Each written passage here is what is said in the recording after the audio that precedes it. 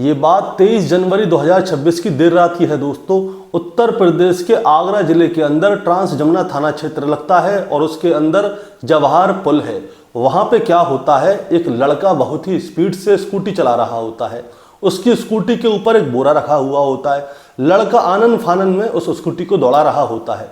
तभी अचानक से क्या होता है, उसकी स्कूटी का बैलेंस डिसबैलेंस हो जाता है और जो बोरी उसके स्कूटी पर रखी हुई थी वो सड़क पे गिर जाती है। अब लड़का स्कूटी को रोकता है और उस बोरी को उठा के स्कूटी पर रखने की कोशिश करता है, लेकिन वो सही से सेट नहीं हो पा रही थी। इसीलिए वो लड़का क्या करता है, वो सोचता है कि इस बोरी को पुल पे से नीचे फेंक दूं। अब वो लड़का उस बोरी को उठाता है और नदी में फेंकने की कोशिश करता है, लेकिन वो बोरी भारी होती है और जो नदी के पुल के ऊपर जो रेलिंग लगी हुई थी वो ऊंची थी।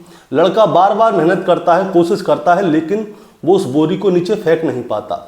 इतने में ही क्या होता है, वहां से एक वाहन गुजर रहा होता है और वो वाहन वाला उस लड़के को देख रहा होता है और वहीं पे आके उस गाड़ी को रोक देता है अपनी को और उस लड़के को ध्यान से देखने लगता है। अब ये लड़का क्या करता है, उस वाहन वाले को देख के हड़बड़ा जाता है, कांप जाता है और जो बोरी उसके हाथ में थी उसे वहीं पे छोड़ता है, स्कूटी स्टार्ट करता है और वहां से भाग जाता है।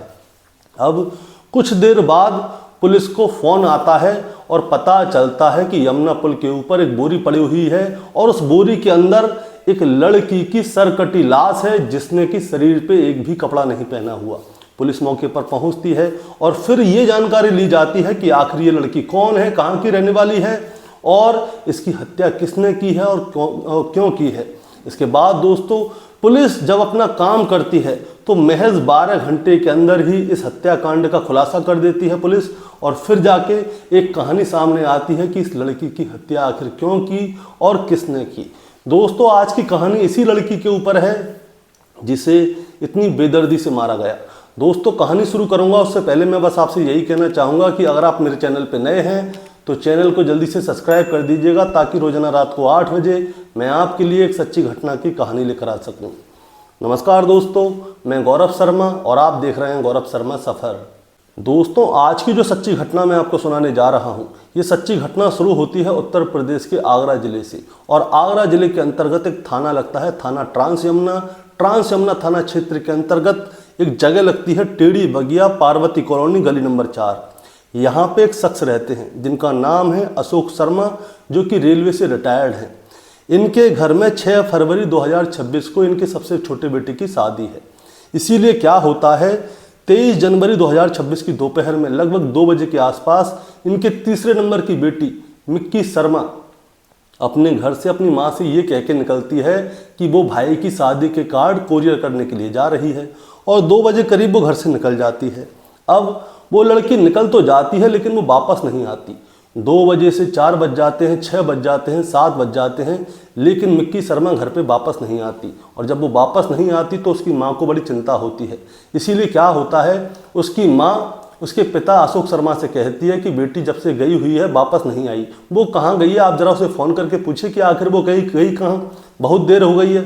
अब अशोक शर्मा क्या करते हैं, अपनी बेटी को फ़ोन करते हैं मिक्की शर्मा को, लेकिन उसका मोबाइल होता है स्विच ऑफ और जब उसका मोबाइल स्विच ऑफ होता है तो उनको चिंता होती है। इसीलिए अशोक शर्मा क्या करते हैं, उसके जानने वाली जितनी भी लड़कियां थीं उन सभी को फ़ोन करते हैं, लेकिन किसी को भी मिक्की शर्मा के बारे में कोई जानकारी नहीं होती। जहां जहां वो जा सकती थी, जिससे वो बात करती थी, उन सभी से बात की जाती है, लेकिन मिक्की शर्मा के बारे में किसी को कोई जानकारी नहीं है। इसीलिए क्या होता है दोस्तों, अशोक शर्मा क्या करते हैं, अपने बेटे दीपक शर्मा को अपने साथ लेते हैं और जहाँ पे ये लड़की काम करती है सबसे पहले वहाँ पे जाते हैं इसके ऑफिस, क्योंकि इनकी बेटी एक कंपनी में HR मैनेजर थी। अब वो क्या करते हैं, अपने बेटे दीपक शर्मा को लेकर सीधे संजय पैलेस के मारुति प्लाजा की 6ठी मंजिल पर एक इनका ऑफिस है जिसका नाम है त्रिशा टेक्नोलॉजी। त्रिशा टेक्नोलॉजी में जो इनकी बेटी मिक्की शर्मा है वो HR मैनेजर थी। अब ये ऑफिस पे जाके देखते हैं, ऑफिस पर जाके देखते हैं तो पता चलता है ऑफिस तो बंद है। अब ऑफिस बंद है तो वो बहुत ज़्यादा परेशान हो जाते हैं। रात के लगभग 10 बज जाते हैं। इसीलिए जो अशोक शर्मा हैं और उनका बेटा है ये तय करते हैं कि सीधे थाने चलते हैं और थाने में जाके अपनी बेटी की गुमशुदगी की रिपोर्ट लिखाते हैं। अब वो क्या करते हैं, सीधे ही ट्रांस यमुना थाने जाते हैं और वहाँ पे जाके बताते हैं कि हमारी बेटी का नाम है मिक्की शर्मा जिसकी उम्र 25 साल है, वो दोपहर में लगभग 2 बजे घर से ये कह के निकली थी कि वो अपनी भाई के शादी के कार्ड को कोरियर करने जा रही है, लेकिन वो अचानक से गायब हो गई है। हमने हर जगह ढूंढ लिया लेकिन वो कहीं मिली नहीं है। जहाँ जहाँ जा सकती थी सबको फ़ोन कर लिया, देख आए, किसी को भी उसके बारे में कोई जानकारी नहीं है। अब रात के 10 बजे अशोक शर्मा और उनका बेटा जाते हैं थाने। थानेदार साहब उनकी रिपोर्ट भी लिखते हैं और उनसे कहते हैं कि ठीक है, आप लोग ऐसा कीजिए, जहाँ से जाइए हम अपने स्तर से आपकी लड़की को ढूंढ लेंगे। लड़की के बारे में पूरी डिटेल जो है अपने पास लिख लेते हैं और अशोक शर्मा और उनके बेटे को वहाँ से फ्री कर देते हैं। और अब दोस्तों अशोक शर्मा और उनका बेटा दीपक शर्मा अपने घर पे आ जाते हैं। पुलिस वाले जो अपना काम कर रहे थे, लेकिन अचानक से ही क्या होता है दोस्तों, देर रात 1 बजे पुलिस कंट्रोल रूम में एक फ़ोन आता है और उस फ़ोन में बताया जाता है कि एतना तोला थाना क्षेत्र के अंतर्गत जवाहर पुल है और उस पुल के पास एक बोरी पड़ी हुई है और उस बोरी के अंदर कोई संदिग्ध सामान है। अब जैसे ही ये वाली बात पुलिस वालों को पता चलती है तो पुलिस की एक टीम जवाहर पुल के पास जाती है। वहाँ पे जाके देखा जाता है कि आखिर उस बोरी में क्या है। बोरी को खोला जाता है और जब उस बोरी को खोला जाता है तो उसके अंदर से निकलती है एक लाश जो कि टेप से पूरी तरह से पैक हो रखी थी। लाश की गर्दन नहीं थी, हाथ और पैर काटे हुए थे और उसके शरीर पे कोई भी कपड़ा नहीं था, पूरी तरह से नग्न अवस्था में लाश थी और उसकी गर्दन भी नहीं थी। अब जैसे ही ये लड़की की लाश पुलिस वालों को मिलती है तो तुरंत पुलिस वाले क्या करते हैं, उच्च अधिकारियों को सूचना देते हैं कि जवाहर पुल के ऊपर एक बोरी मिली है, बोरी के अंदर एक लाश मिली है, लाश की गर्दन नहीं है, शरीर पे एक भी कपड़ा नहीं है। अब जैसे ही उच्च अधिकारियों को ये वाली बात पता चलती है तो उच्च अधिकारी मौके पर पहुंचते हैं।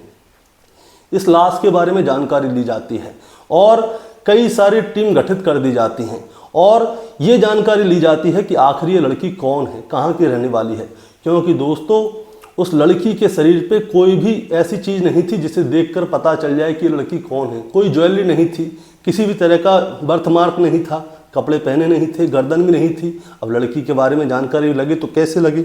अब इसके बाद में क्या होता है, जो टीम गठित होती हैं वो रात को ही हर जगह ये सूचना पहुंचा देती हैं, जितने भी थाने हैं उन सब में ये सूचना पहुंचा देते हैं कि अगर आपके पास कोई लड़की की गुमशुदगी की रिपोर्ट लिखवाई गई है तो उसके बारे में हमें बताएं, क्योंकि हमें जवाहर पुल के ऊपर एक लड़की की लाश पाई है जिसकी की गर्दन नहीं है। अब आसपास के जितने भी थाने हैं सब में ये वाली सूचना दे दी जाती है और जब ये वाली सूचना दे दी जाती है तो फिर सीधे ट्रांस यमुना थाने में पुलिस पहुंच जाती है और वहाँ पे पता चलता है कि एक लड़की गायब है। टोटल 10 लड़कियाँ गायब थीं, लेकिन 10 लड़कियों की सूचना जो जानकारी ली थी पुलिस वालों ने वो तो हो गई थी। इसके बाद क्या करते हैं, आखिरकार पुलिस वाले सीधे जाते हैं आगरा के ट्रांस यमुना, वहाँ की टेढ़ी बगिया के पार्वती कॉलोनी के अंदर गली नंबर 4 में, जहाँ पे अशोक शर्मा रहते हैं। अब अशोक शर्मा का दरवाज़ा खटखटाया जाता है और दरवाज़ा खटखटा के पुलिस वाले कहते हैं कि आपकी बेटी गायब हो गई है, आपने कल रिपोर्ट लिखाई थी। तो वो कहते हैं हाँ, आपको हमारी बेटी मिली क्या।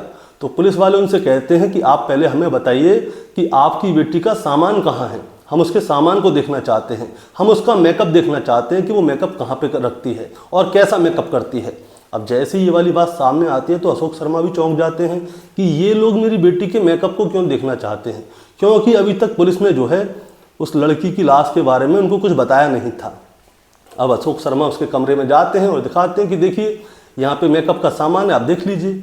अब क्या होता है, पुलिस वाले जो हैं मेकअप के सामान को बारीकी से जांच पड़ताल करते हैं और जब बारीकी से जांच पड़ताल होती है तब जाके एक नेल पॉलिश सामने आती है और वो नेल पॉलिश जो है उस लाश ने भी लगाई हुई थी। अब लाश की नेल पॉलिश और इस लड़की के मेकअप की नेल पॉलिश दोनों मिल जाती हैं। तब इसके बाद में साफ क्लियर हो जाता है कि वो लड़की कोई और नहीं, मिक्की शर्मा ही है। अब ये पूछा जाता है कि आखिर आपकी बेटी कहाँ जाती है, किससे बात करती है और किस किस के संपर्क में है, सारी जानकारी ली जाती है। और जब जानकारी ली जाती है तो बताया जाता है, वो कहते हैं अशोक शर्मा कि हमारी बेटी जो है एक कंपनी में HR मैनेजर है और वो जो है 23 जनवरी को अपने भाई के शादी के कार्ड को कोरियर करने गई थी। 6 फरवरी 2026 को उसके छोटे भाई दीपक शर्मा की शादी है, लेकिन वो वहाँ पे गई थी, तब से अब तक पता नहीं चला कि वो कहाँ गई है।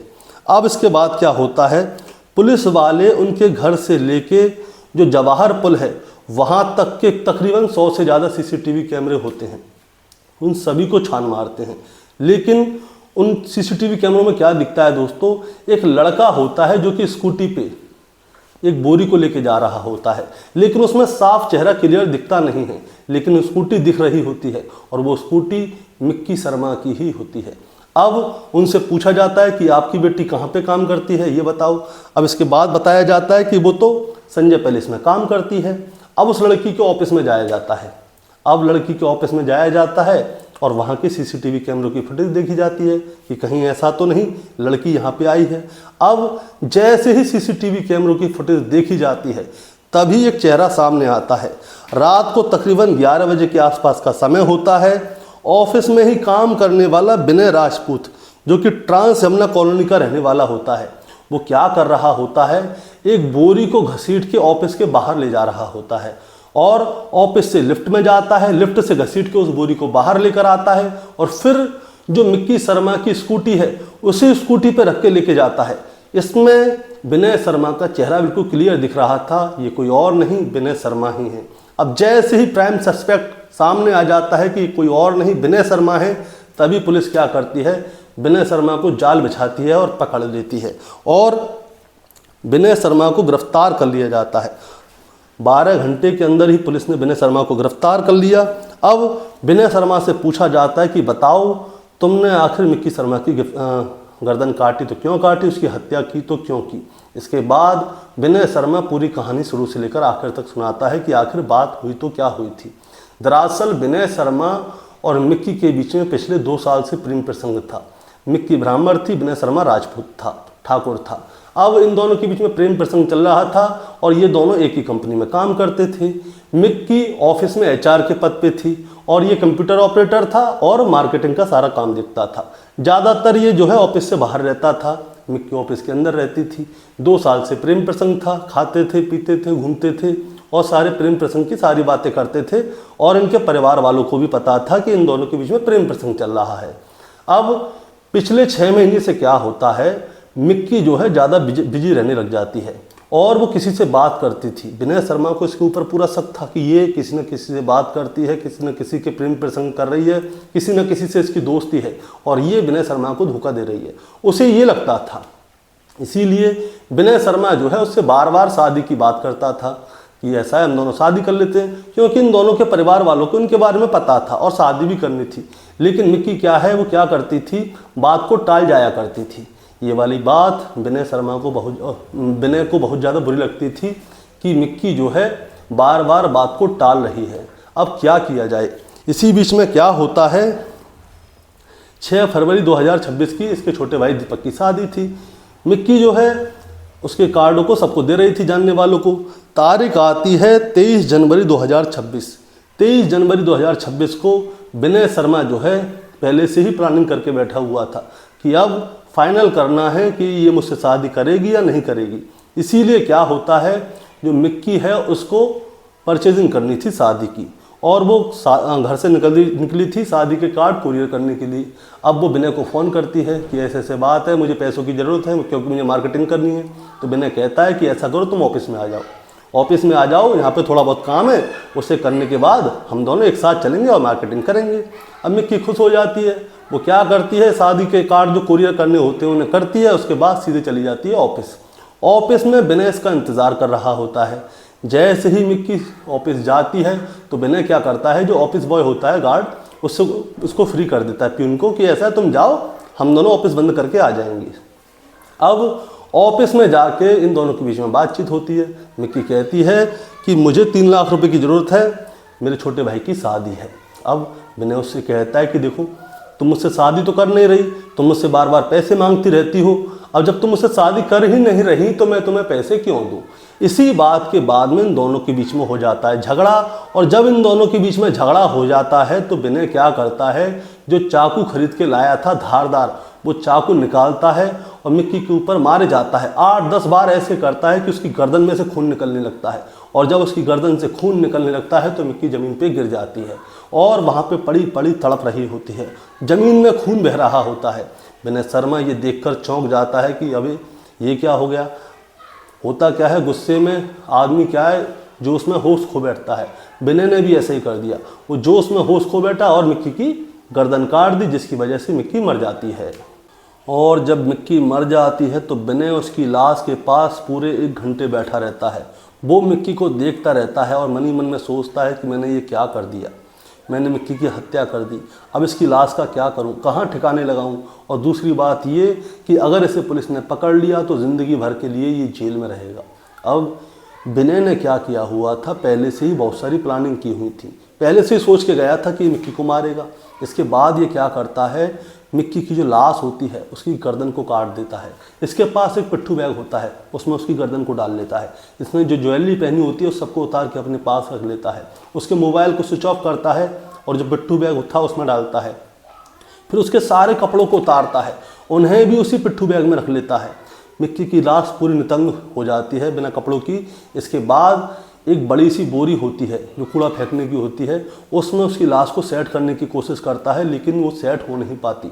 इसीलिए ये क्या करता है, उसके दोनों पैरों को तोड़ता है, उसके दोनों हाथों को तोड़ता है और फिर उस बोरी में जैसे तैसे करके सेट करता है और फिर उस बोरी के ऊपर से टेप लगाता है अच्छी तरह से और फिर ऑफिस के अंदर जितना खून बह गया होता है उसे साफ करता है। इसके बाद वो उस बोरी को घसीटता घसीटता ऑफिस से बाहर लाता है, ऑफिस को बंद करता है, लिफ्ट के अंदर जाता है, लिफ्ट से नीचे आता है। नीचे मिक्की की स्कूटी खड़ी हुई थी, मिक्की की स्कूटी पर ही उसकी लाश को रखता है, स्टार्ट करता है और स्टार्ट करके सीधा जाता है सबसे पहले हरि पर्वत से भगवान टाकिज जाता है और भगवान टाकिज से जाता है सिकंदरा। रात के तकरीबन 12:30 बज रहे होते हैं, क्योंकि इसकी प्लानिंग ये थी कि सिकंदरा के आसपास कहीं पे भी लाश को डाल देगा, क्योंकि अब उसकी गर्दन तो है नहीं, शरीर पे कपड़े नहीं हैं, ज्वेलरी नहीं है, उसकी पहचान भी नहीं हो पाएगी। लेकिन दोस्तों सिकंदरा के आसपास का एरिया ऐसा है वो 24 घंटे चलता है, वहाँ पे वाहन आ जा रहे होते हैं। इसे लगता है डर, अगर यहाँ पे किसी ने फेंकते हुए देख लिया तो पकड़ लिया जाएगा। इसीलिए ये क्या करता है, वहाँ से जाता है झरना नाले की तरफ। लेकिन जब ये झरना नाले की तरफ जा रहा था उस लाश को फेंकने के लिए, तो रास्ते में जवाहर पुल पड़ता है। जवाहर पुल के पास ये फुल स्पीड से स्कूटी को दौड़ा रहा होता है, तभी वो लाश जो है स्कूटी से नीचे गिर जाती है। अब ये उसे उठाता है, फिर इसके मन में आती है क्यों ना इस लाश को नदी में फेंक दिया जाए, यमुना जी में, क्योंकि यहाँ से गिर जाएगी तो बह जाएगी, कहीं दूर जाएगी, किसी को पता ही नहीं चलेगी। अब ये क्या करता है, उस लाश को उठा के रेलिंग की दूसरी तरफ फेंकने की पूरी कोशिश करता है। लाश होती है भारी, रेलिंग होती है ऊंची, अब ना ये फेंक पाता ना कुछ कर पाता है। तभी वहाँ से एक वाहन गुजर रहा होता है, वो वाहन वाला आदमी से देख रहा होता है और वो अपनी गाड़ी को रोक देता है। अब जैसे ही वो अपनी गाड़ी को रोकता है तो विनय के हाथ पैर फूल जाते हैं, वो कांप जाता है, वो डरने लगता है। वो क्या करता है, उस बैग को वहीं पे फेंकता है, पॉलीथीन को जिसके अंदर लाश थी, स्कूटी स्टार्ट करता है और वहाँ से सर्राटे से भाग जाता है। और वहाँ से वो क्या करता है, सीधा जाता है झरना नाले के पास। और झरना नाले के पास जो उसके पास पिट्ठू बैग था जिसके अंदर सर, मोबाइल, कपड़े और उस लड़की का सामान था, उन सारे उसको सबको नाले में फेंकता है और वहाँ से निकल जाता है। अब दोस्तों विनय वहाँ से निकल तो जाता है, लेकिन पुलिस वालों ने 24 घंटे के अंदर अंदर विनय को गिरफ्तार कर लिया। और जब पुलिस वालों ने इसको गिरफ्तार किया तो उससे पूछा गया तो इसने सारा जुर्म कबूल कर लिया। और फिर इससे पूछा गया कि तुमने जो हत्या की है इतने सातराना अंदाज से कैसे की, तुमने उसके हाथ पैर भी काट दिए, गर्दन भी काट दी, लड़की के कपड़े भी उतार दिए। तब जाके विनय ने एक बात बताई, उसने कहा कि ये जो मैंने मर्डर किया है वो पहले से प्लान किया हुआ था। मैंने दृश्यम मूवी को कई बार देखा था, क्राइम पेट्रोल के बहुत सारे एपिसोड देख डाले और क्राइम वेब सीरीज भी देख डाली, और उनमें से मैंने सीखा कि कैसे हत्या करनी है और कैसे बचना है। लेकिन विनय बच नहीं पाया। अब उसे गिरफ्तार कर लिया है, अभी उसके खिलाफ चार्जशीट लगनी बाकी है और उसको क्या सज़ा मिलेगी वो तो समय बताएगा। लेकिन दोस्तों इस कहानी को सुनाने का मतलब आपको परेशान करना है, विचलित करना बिल्कुल नहीं है, बस आपको बताना है और जताना है। बताना जताना सबसे पहले ये है कि क्राइम पेट्रोल हो, वेब सीरीज हो, चाहे आप दृश्यम मूवी देख लो, इनको आप फॉलो मत कीजिए। इनको फॉलो करोगे तो फंस जाओगे, क्योंकि ये जो है क्राइम पेट्रोल में तो पकड़ते हुए दिखा देते हैं, लेकिन जो वेब सीरीज और फिल्में हैं इनको फॉलो मत कीजिए। किसी की हत्या करने से कोई हल नहीं मिलता है।